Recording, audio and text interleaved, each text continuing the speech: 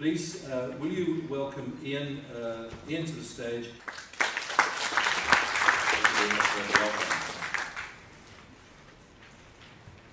Yes, I am a politician. You know what they say about political jokes, don't you? Most of them get elected. I'm hoping today that you'll discover that there are one or two people in Parliament who do have a brain, who can think independently and have some interesting ideas. What I'm going to do is talk to the proposed regulation that is coming through Parliament that is going to affect your industry. If you look at this page, that's all you need. That one-page summary is going to give you an overview of what the Department of Labour in South Africa is intending to do with legislation over the next 2 to 3 years. But I need to make it very clear. It is proposed, and these things change. We're working in a fluid environment. Very little labour legislation changed in the last year. The changes are coming in the future, starting this month in February. So what I'm going to talk to is proposed changes to legislation. None of this exists yet. The first draft of the first piece of legislation is about to come through to Parliament. I have a website, ianollis.com. You've got the detail up there in your program. I will place on that website the detail as it happens. So if you want the update when it actually occurs, when we actually get it into Parliament, either as a draft or when it finally is signed into legislation, the copies will be available there for you. So you don't need to run around 50 places trying to find out where we are in the process. Anything that is actually tabled in Parliament, or any decision that is actually taken, I will place a copy of that on the website for you so you can go and download it and have it as we get it, or as soon as it's approved. On the left-hand column, you've got the amendments that are proposed, and on the right-hand column, you've got what I suggest is possible impacts on your industry, and I'm going to talk to those. At the end, I'm hoping to stop early and you'll be able to ask questions or make the comments that you'd like to make. I've used shorthand in a number of cases, and so I'll explain those. If I don't, please interrupt me or wave your hand or something. BCEA, the Basic Conditions of Employment Act. The text you have on the left-hand side I've lifted directly from a presentation made by the Department of Labour to the Parliamentary Labour Committee. Everything on the right is my own, so just distinguish that very clearly in your mind.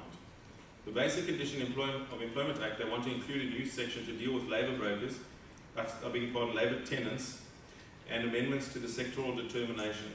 The Minister would be empowered to extend collective agreements and set minimum wages. The Act will be modified in time. And labour tenants, in the view of the Minister, are not properly regulated. They want to introduce an amendment to do that. The sectoral determination that affects things like minimum wages and so on in certain sectors of the economy. The key thing is that they want to empower the Minister of Labour to extend collective agreements to areas where there are no agreements currently.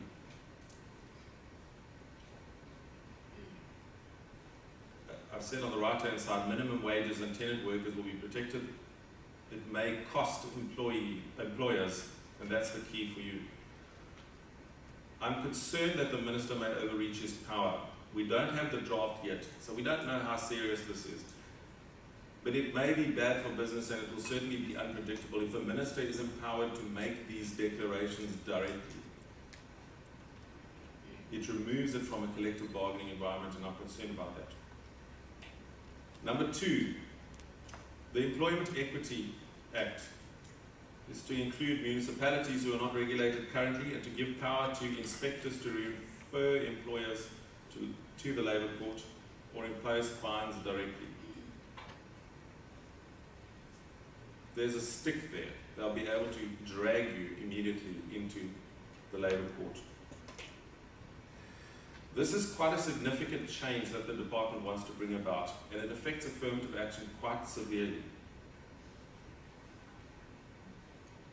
I can read to you well, no, I won't do that. It will affect the way they determine what affirmative action is and how it should be applied. As I've said, there are black, coloured and Indian people, women and the disabled citizens who are citizens by birth or descent or by naturalization before 1994 will be the people that are eligible for the point system in terms of black economic empowerment. What is it not saying? The Department of Labour is determined to exclude people who are not citizens, who are not citizens before 1994 in terms of naturalization. So if you are born in South Africa before 27 April 1994, or if you became a citizen by naturalization before 1994, and you fall into one of the categories, you are included.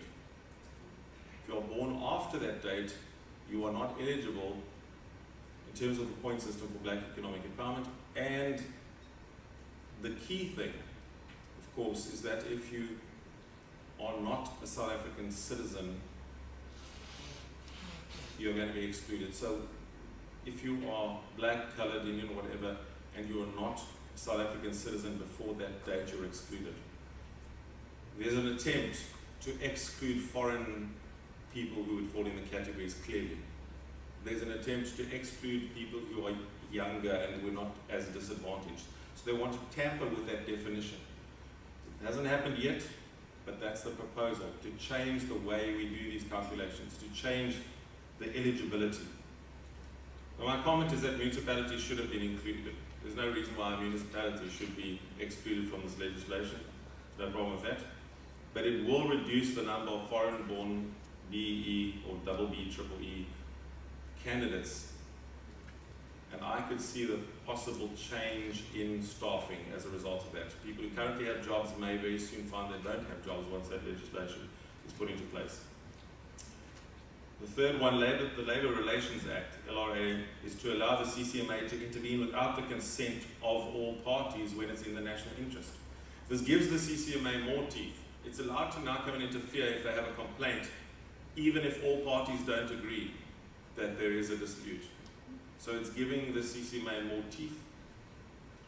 The problem is defining what is in the national interest. We don't know how that's going to be defined in the Act yet. But that could be something so wide that you could drive a bus through it. If the minister's in a bad mood, does that make it in the national interest? If the CCMA commissioner is in a bad mood, does that make it in the national interest? What is the national interest and who gets to decide? It's going to be problematic drafting that, but that's what they're proposing. Will we have excessive interference from the CCMA? The current head of the CCMA may be a really good person and really good at their job, but when you change legislation, it affects subsequent people, and we don't know how those people will react in that environment. The minister wants to be able to vary the amount of the severance paid to save mass retrenchments. This could also be costly. We don't know what the implications of that are. The minister is given discretion here.